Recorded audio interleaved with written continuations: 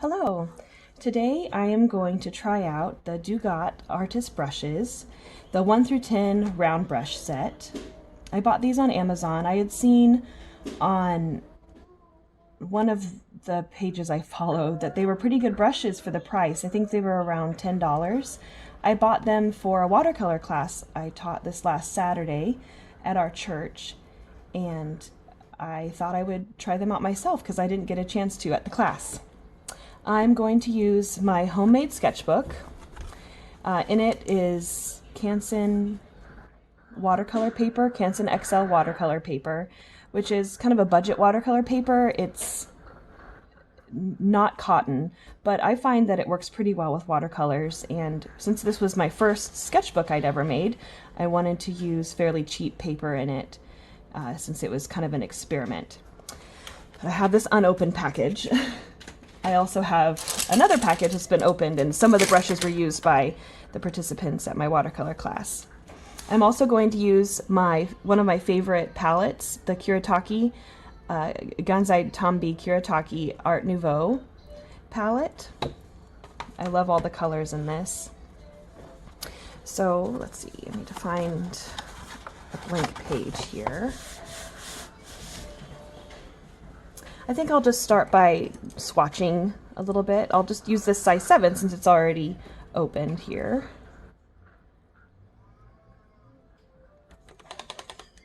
And I'll just make some simple petal shapes.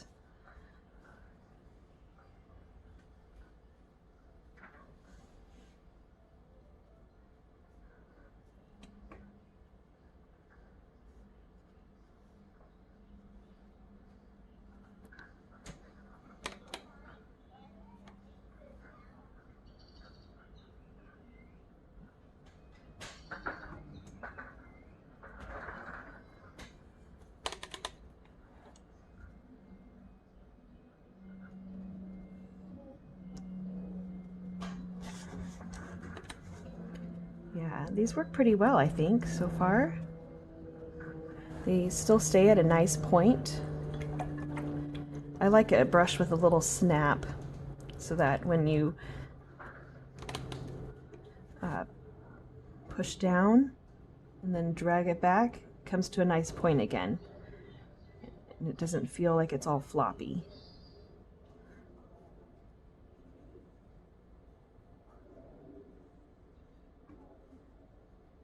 Okay. Let's try a smaller brush. Once again, this was the size 7 Dugato artist brush that I bought on Amazon. Let's see. Let's try, they even have a size 0.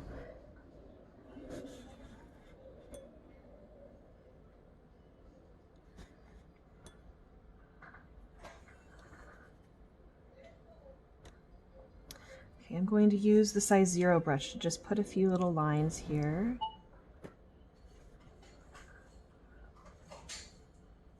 In the middle of the flower.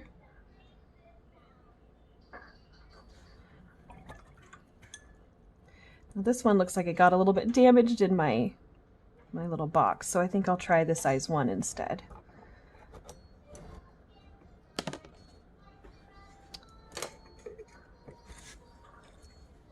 So it wasn't quite coming to the point I liked.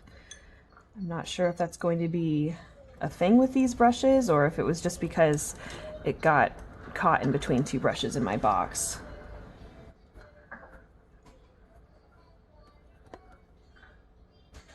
Just gonna do a few little lines here to try it out and see how skinny I can get my lines and then how thick I can get my lines. This is a good way to test out a new brush.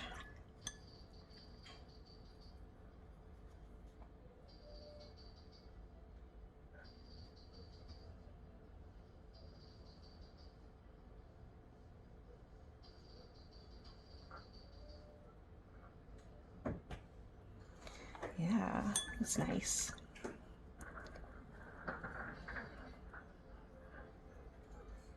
Let's draw a few little leaves on a branch here.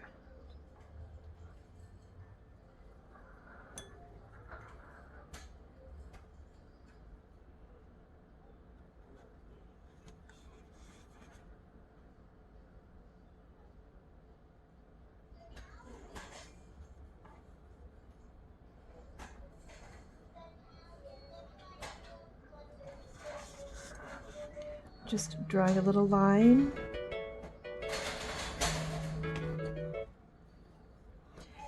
Drawing a little line and then pushing down and slowly pulling up to make these leaves. And that one didn't have enough paint on it. So I'm going to go back in and go over it a little.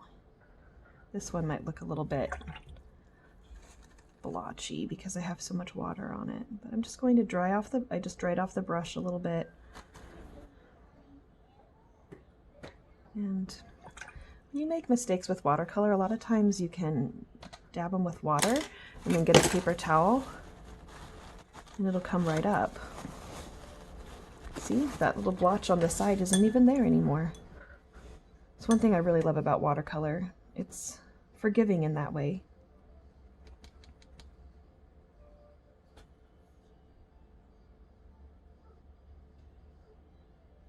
There, almost like it never happened. And one more leaf here.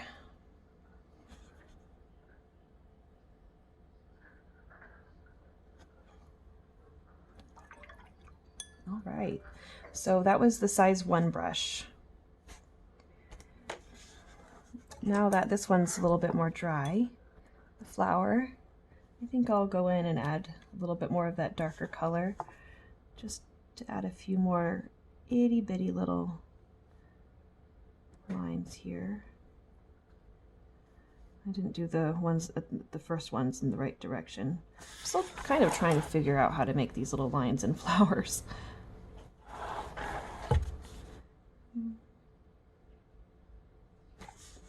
Oh, it looks like a flower, I guess.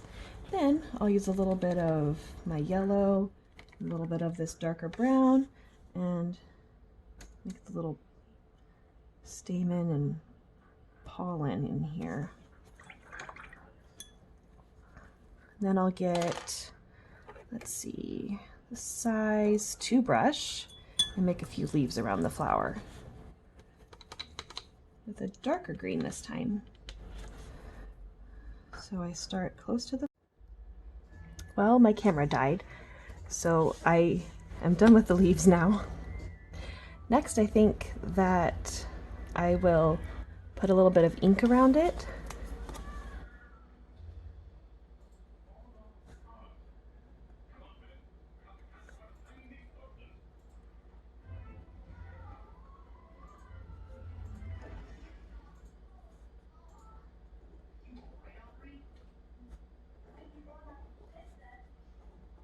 It doesn't have to be perfectly around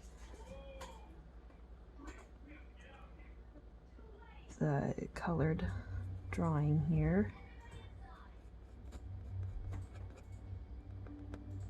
A few dots here. And I'll do the same things for the leaves.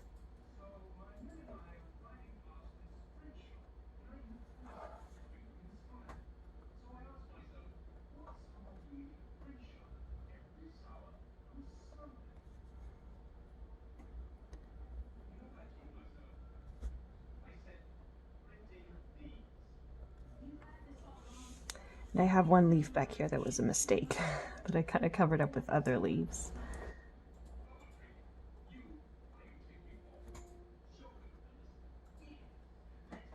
I like to do a little bit of line and wash sometimes, especially when my drawing doesn't look exactly the way I would like it to look. I can add the ink for a little bit more definition and to add some more detail to it to make it look a little better.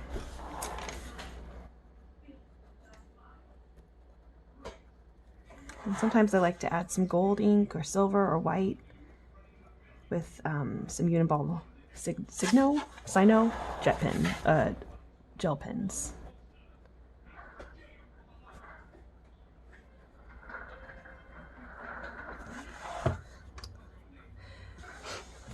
And you can also add in a few veins here.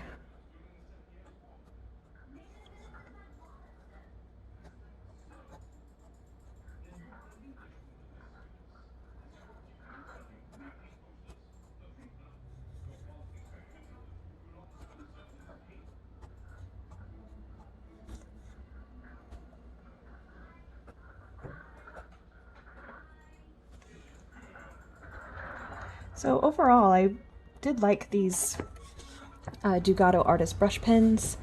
I think they're good value for what you pay for, but I personally wouldn't consider them professional watercolor brushes, simply because they don't hold quite as much pigment and water as I would like. I found I needed to kind of double dip into the pigment to get the amount I needed to do what I would normally do with my heritage brushes. However, like I said, they're a pretty good value for the money, and I do plan on using them. I also plan to make a video on how to bind sketchbooks. I've made 3 of these so far, one with watercolor paper, one with mixed media paper, and one with just some cardstock. And I do plan to make a video about how to stitch and bind books. So stay tuned for that. Alright, so here's the final little piece that I made with this Dugato paintbrush set. I did add a little bit of white and gold ink to it just to add a little bit of flair. But there we go. Okay, so after using these Dugato artist brushes to make this page of different leaves and a couple of flowers and a petal, I feel like these brushes are pretty good. I don't know that I'd call them professional quality, but they're pretty close. They do have decent water retention. The point isn't as pointy as I would like. At some points it kind of spreads out a little bit. But overall the quality is really good. They don't seem loose. On the barrel, it seems like the handle isn't going to fall apart or anything. The varnish or enamel on it seems solid. Overall, for $10, I would definitely suggest this set to somebody just starting out with watercolor.